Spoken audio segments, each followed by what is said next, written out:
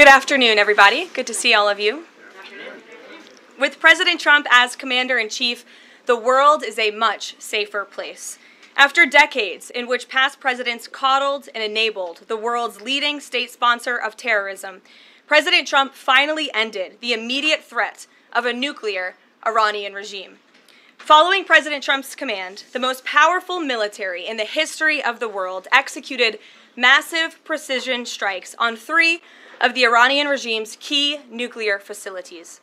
The objective of Operation Midnight Hammer was to destroy the regime's nuclear enrichment capacity and stop the grave nuclear threat posed to the United States, Israel, and the rest of the free world. The mission, which will go down in the history books, was an overwhelming success. Secretary of Defense Pete Hegseth and the Chairman of the Joint Chiefs of Staff Dan Raisin Kane covered the operation in great detail at their briefing this morning at the Pentagon, and I encourage every American to watch it. As President Trump has said repeatedly, the United States of America has the greatest, fiercest, and bravest armed forces ever to stride the face of this earth, and we couldn't be more grateful and proud of our nation's warriors. The Iranian regime was weeks away from being able to produce a nuclear weapon that would threaten the entire world before President Trump took this decisive action on Saturday night to obliterate their nuclear capabilities. The contrast in leadership could not be more clear. Barack Obama and Joe Biden sent pallets of cash, American taxpayer dollars, in a failed attempt to buy the Iranian regime's compliance with a weak and ineffective deal. President Trump sent a fleet of American warplanes to destroy Iran's ability to produce a nuclear weapon. The United States and the entire world are safer because of this president's decisiveness. Despite agenda-driven leaks by the fake news media aimed at undermining this incredible accomplishment achieved by President Trump and our brave fighter pilots, there is broad consensus emerging already that Iran's nuclear capabilities were indeed destroyed. The United States, Israel, the United Nations, and even Iran all agree they can no longer build a nuclear weapon. So why did the president immediately turn to obliterating after the Iranian nuclear threat? Securing peace. Within 48 hours of the devastating strike, President Trump and his team brokered a historic ceasefire between Israel and Iran and officially ended the 12-day war. The Middle East is now shifting away from chaos and bloodshed and moving toward the beginning stages of a new era of peace and stability that President Trump has long called on them to achieve. This was unthinkable at this time last week, and this is what peace through strength looks like. Under President Trump, America will relentlessly advance our interests without being dragged into endless wars. His fearless leadership guarantees America is once again respected across the world. Just look at what he was able to accomplish at the NATO summit in the Netherlands. Many of you were there.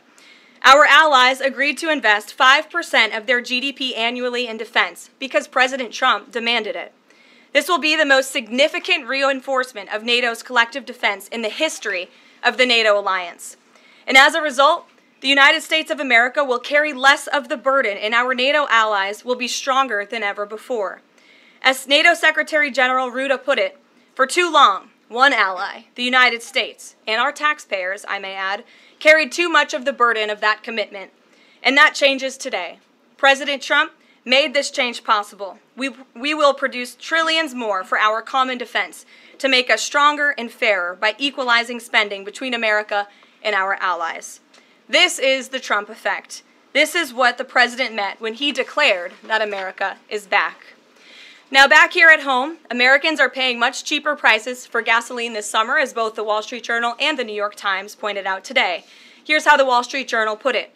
Hitting the road this summer won't bring as much of a big hit to your wallet. The national average for a gallon of regular gasoline is about 23 cents cheaper than this time last year. Analysts say plentiful supply is expected to keep prices down in the coming months. These are the cheapest gas prices at this point of the summer since 2021. And despite all the doom casting from liberal pundits, oil prices on Tuesday were lower than before the Israel-Iran conflict began.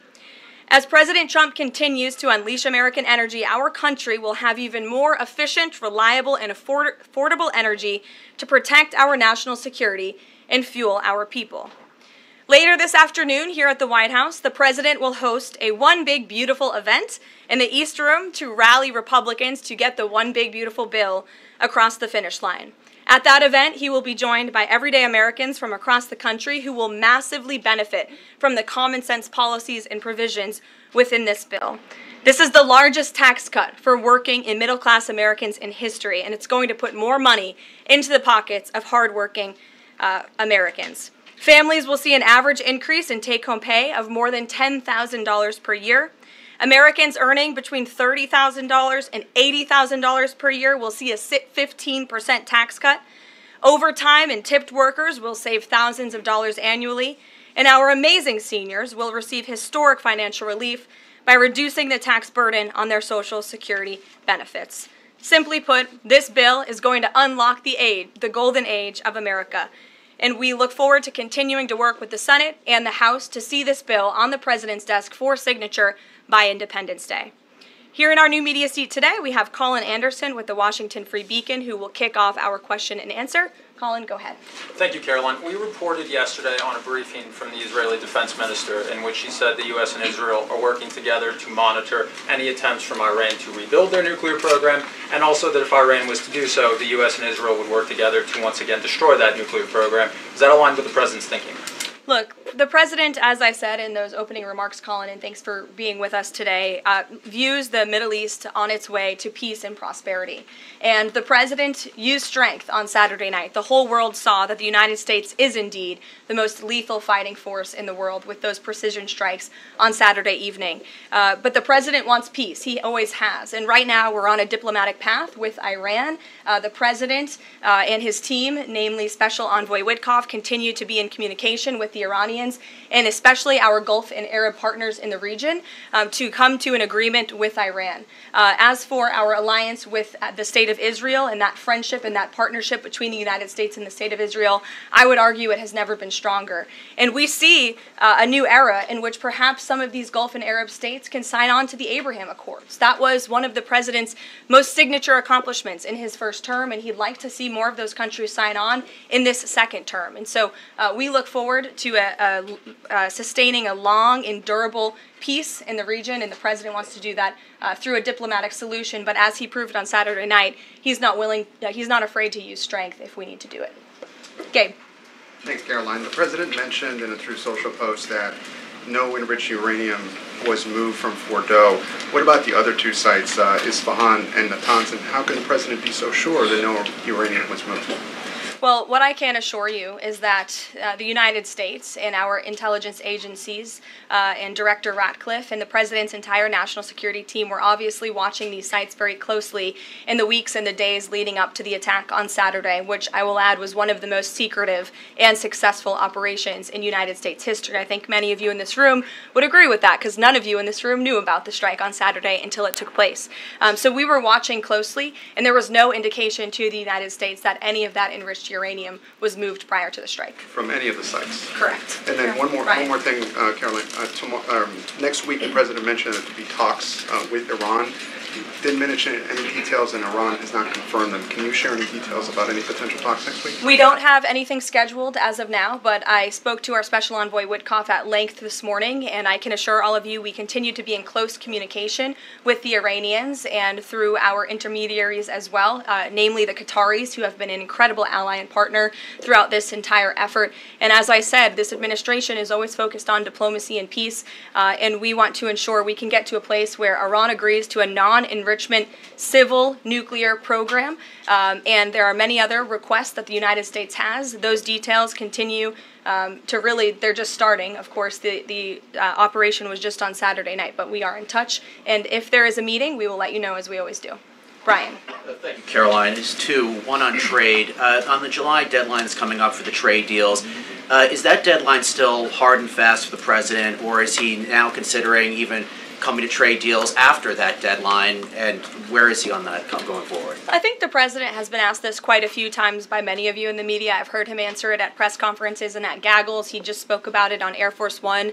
The deadline is not critical. The president can simply provide these countries with a deal if they refuse to make us one by the deadline, and that means the president can pick a reciprocal tariff rate that he believes is advantageous for the United States and for the American worker, and he will continue to do that. But as for the deals, our United States Trade Ambassador, Jamison Greer, I speak to him frequently. He's working very hard, and he has had very good and productive discussions with many of our key trading partners. And on the One Big Beautiful Bill, there's conversations on the Hill right now about the Medicaid cuts. I'm curious, if the final bill that the president's been talking about comes to him and it has Medicaid cuts in it, will he sign it, or would he rather just Congress do away with those cuts? I think our friends in both the Senate and the House know exactly where the president stands on Medicaid. He wants to get rid of the waste, fraud, and abuse, and they are working to do that in the Senate right now. Jennifer. Follow up on that, on the Big Beautiful Bill. Is there enough time for Congress to work through the issues it needs to work through? I'm saying, does the president need to move back his deadline a little bit?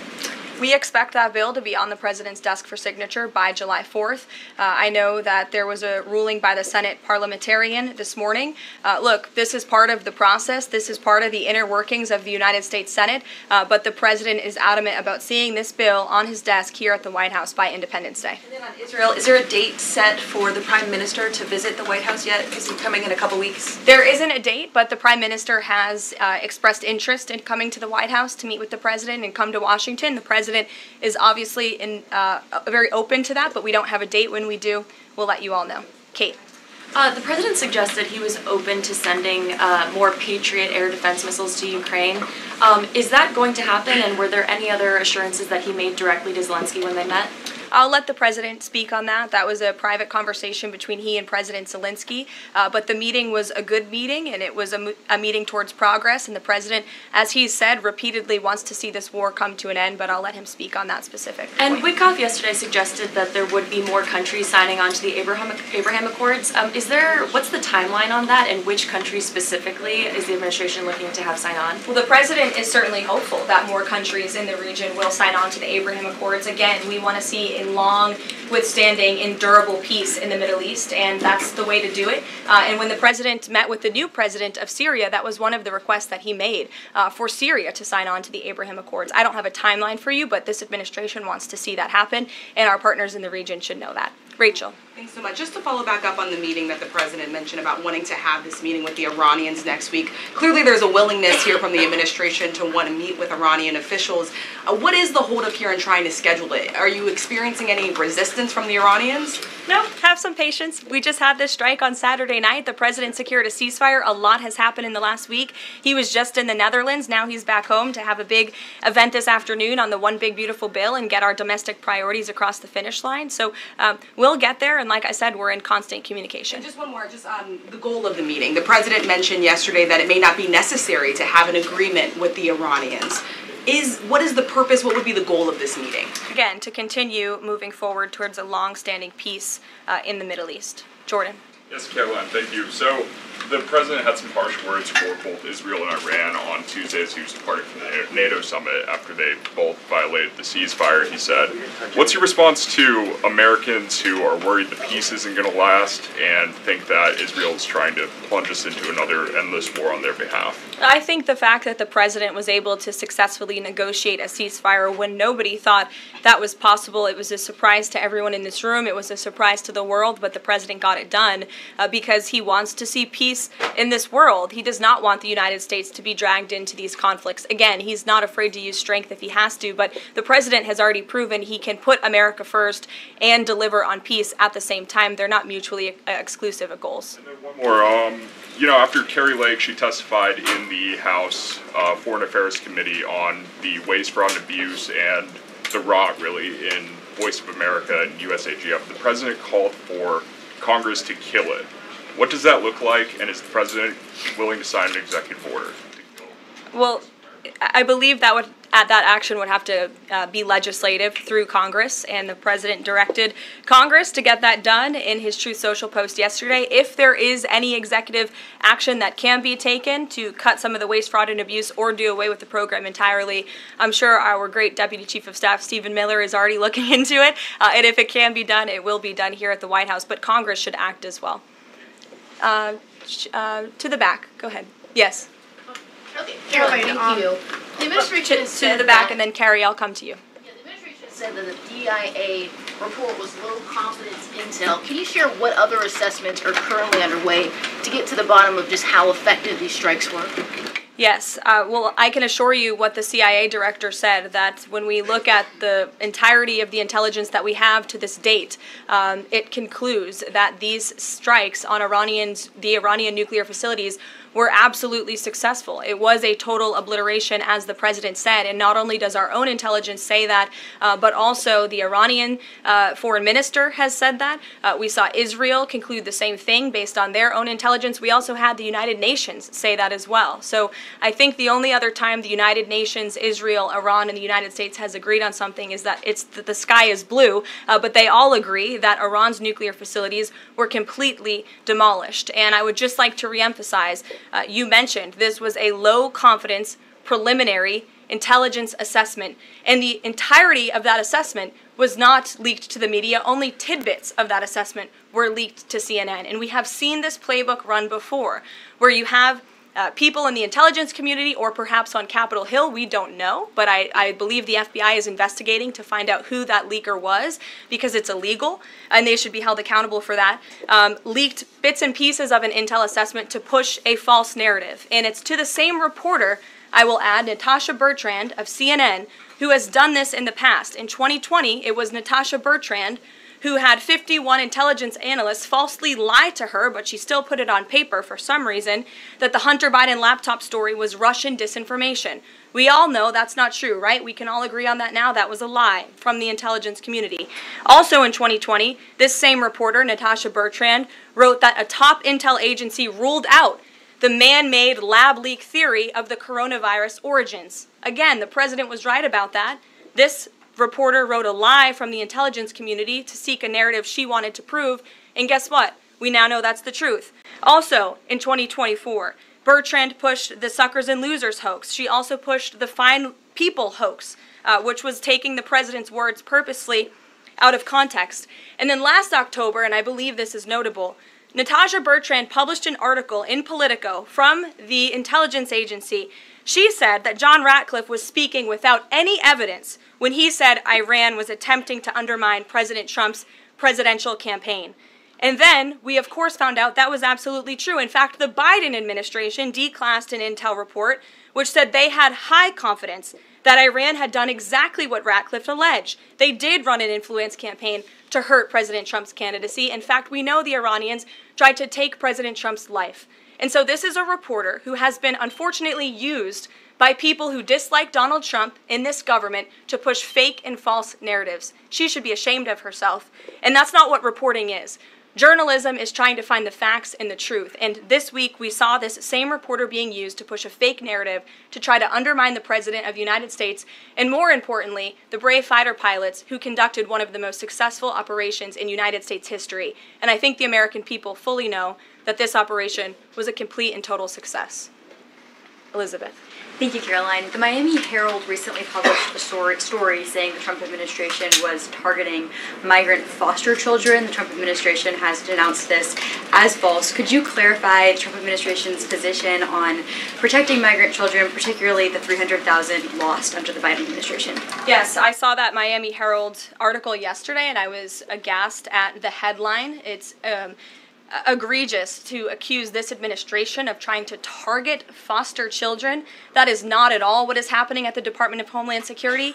And I learned that the Department of Homeland Security actually tried to work in good faith with this reporter to get this story right, to explain that this administration is trying to protect foster children. We are trying to keep children out of harm's way, even if that means their parents are not law-abiding citizens. We want to protect children, unlike the previous administration, which allowed children to be trafficked, and raped, and in some cases killed because of the open border policies. Unfortunately, the Miami Herald just completely degraded themselves with this report, despite having a full list of facts from the Department of Homeland Security. It's another example of fake news. And the May border numbers speak for themselves. Not a single illegal alien was allowed into this country because of this administration's border policies in the month of May. That means not a single child was allowed into this country, possibly with human smugglers or human traffickers. And we know that was happening at the rate of thousands and thousands of children every single month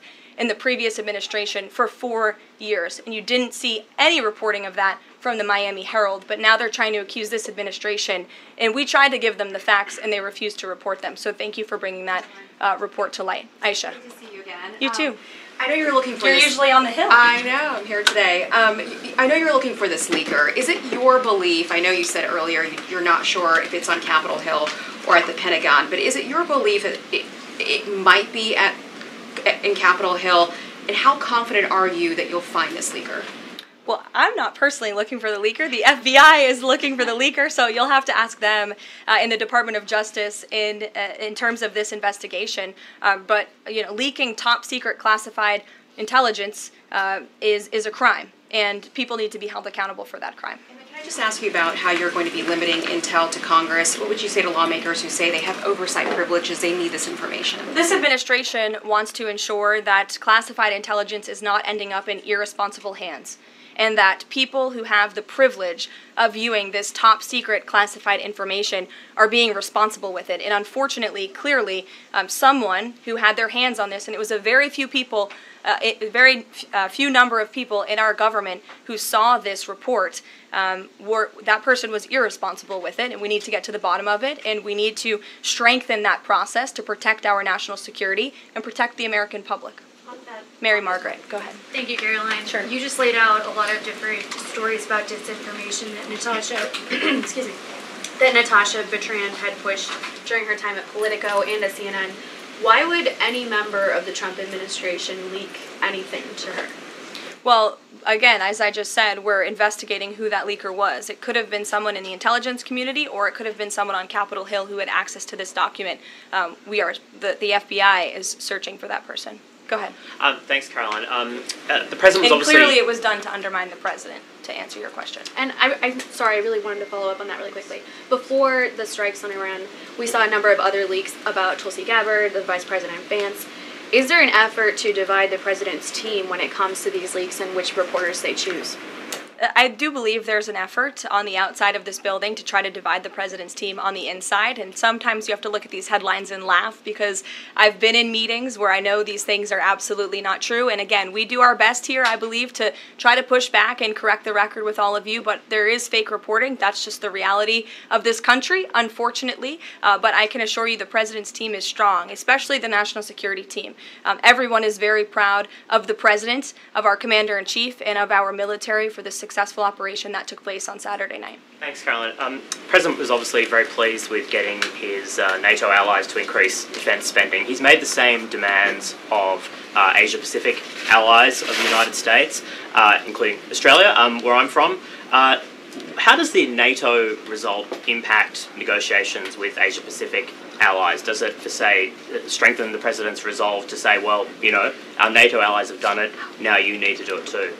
Yeah, I mean, look, if our allies in Europe and our NATO allies can do it, I think our allies and our friends in the Asia-Pacific region can do it as well. But as for our specific relations in those discussions, I'll let the President speak on those. And can I just ask as well, when he had to leave the G7 early, he missed out on a number of bilateral meetings that were scheduled with other world leaders, including the Prime Minister of Australia. Obviously, President Zelensky, he's managed to meet since then, but are there plans afoot to make up for those meetings with the world leaders that he missed out on? Yeah, I think many of those world leaders understood the situation happening in the Middle East and the urgency and the need for the president to get back to Washington to monitor that situation. And obviously that was the right call, considering the success of not only the operation on Saturday night, but also the ceasefire that the president has since brokered on behalf of not just our country, but the entire world, frankly. But he has made up a couple of those meetings, and he has had direct phone calls with some of those leaders he was supposed to meet with as well. Not all. Ed. Oh yeah, thanks, Caroline. So to clarify on trade, so what happens to the countries other than China on July 9th? That's a decision for the president to make, and I will let him make it. Okay, and secondly, so now that oil is just about upper $60s a barrel, when's the administration going to start refilling the Strategic Petroleum Reserve? That's, again, a decision for the president to make and our Secretary of Energy. There's no imminent plans to do that, from what I understand.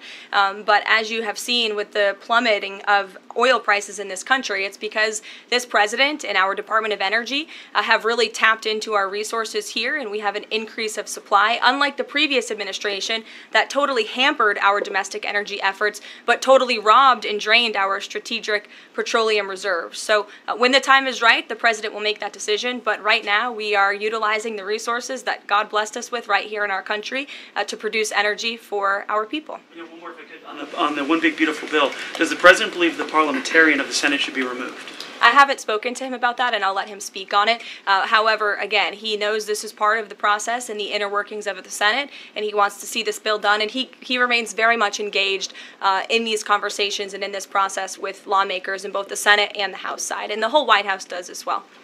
In the back. Yes, Libby. Thank you, Caroline. Earlier today, the president stated that these photos out of Fordo that were showing nuclear materials being removed, suspected of showing that, were just concrete workers. What intelligence is that based upon?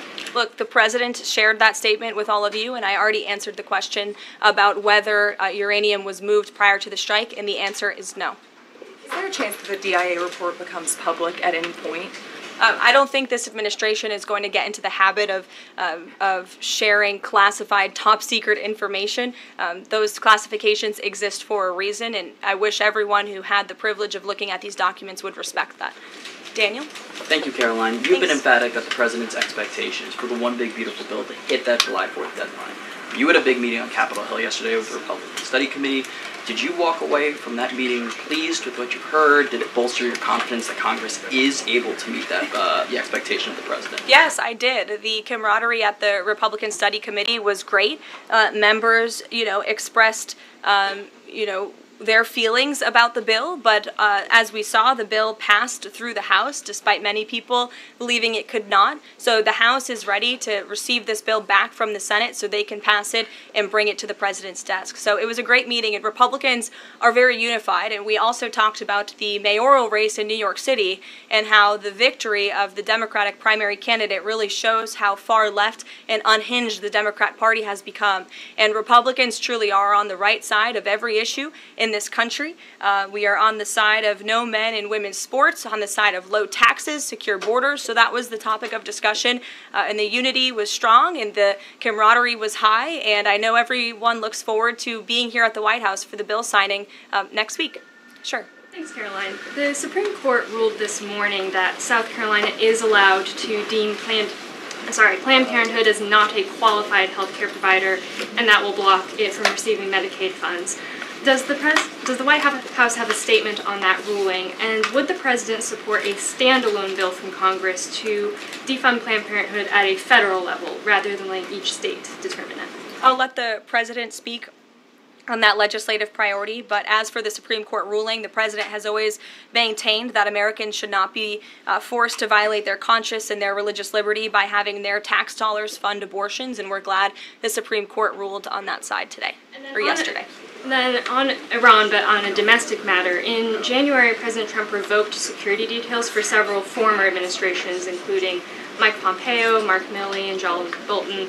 Given the heightened tensions with Iran right now, is he considering restoring those security details? That's not under consideration right now. Fran. If I could follow up on trade, and then I have a question about the bill as well. Are you saying at this point that there's no plans to extend that July 8th and July 9th deadline? I mean, especially with everything that's been going on, from Iran to the tax bill on Capitol Hill, is that under consideration at all at this point? Perhaps it could be extended, but that's a decision for the president to make. And as far as the bill itself goes, since the president has been back, what has he been doing beyond the event that he's having later today to try and get wobbly senators on board? Is he making phone calls, twisting arms? Is he having some people over to the White House? Can you tell us more about that effort? There have been meetings at the White House this week. I saw some senators rolling out of the Oval Office the other day, and the president remains on the phones talking to his friends in the Senate when necessary, and when they call, he picks up the phone. And I think that's why they greatly trust and respect his leadership. And we're having that big event later this afternoon at 4 o'clock. I would encourage you all to tune in. We're going to have some great everyday Americans who are in attendance. We'll have some tipped delivery drivers. I think we're going to have a barber from the great state of Arkansas here in attendance. We're going to have some law enforcement officers, some Border Patrol agents, and Tom Homan will be speaking as well. So the point of this event is to show the American people how this bill works for them and how there are provisions in this bill that will change their lives. Can you tell us which senators you saw rolling out of the Oval Office? I'll let the president speak on that if he wish. I don't share details about his private meetings without his permission. Emily, go ahead. Today, the Justice Department announced it was opening an investigation into employment discrimination at the University of California, alleging they had race and sex-based quotas. Federal law bars hiring somebody based on their race or sex, but do you also object to universities working harder to make sure they have a diverse group of candidates to consider? And do you expect more investigations like this from DOJ? I have not seen that investigation from the Department of Justice, but I can certainly check in. What I can tell you, it's the position of this president that we want to restore a merit-based society and culture in the United States of America where people are not hired nor are they promoted based on their color of their skin or their gender. The president wants people to be hired in the workforce because of their merit and their skill, and I think most Americans agree with that. I'll take one more. Carrie, because I promised you earlier. So the Ayatollah Khamenei came out and said that Iran will, quote, never surrender to the U.S. That being said, what remains to do with the possible responses from Iranian proxies in the region and even in the U.S.? Look, we saw the Ayatollah's video, and when you have a totalitarian regime, you have to save face. I think any common sense, open-minded person knows the truth about the precision strikes on Saturday night. They were wildly successful, and it's what led to the ceasefire agreement between Israel and Iran, which the president is very grateful for, and the United States of America remains prepared to defend our assets and our personnel in the region. And again, I would just emphasize the success of the strike that took place on Saturday night, and the world is a safer place because of it. Thanks, guys, for coming today, and you'll see the president at 4 o'clock. Thanks.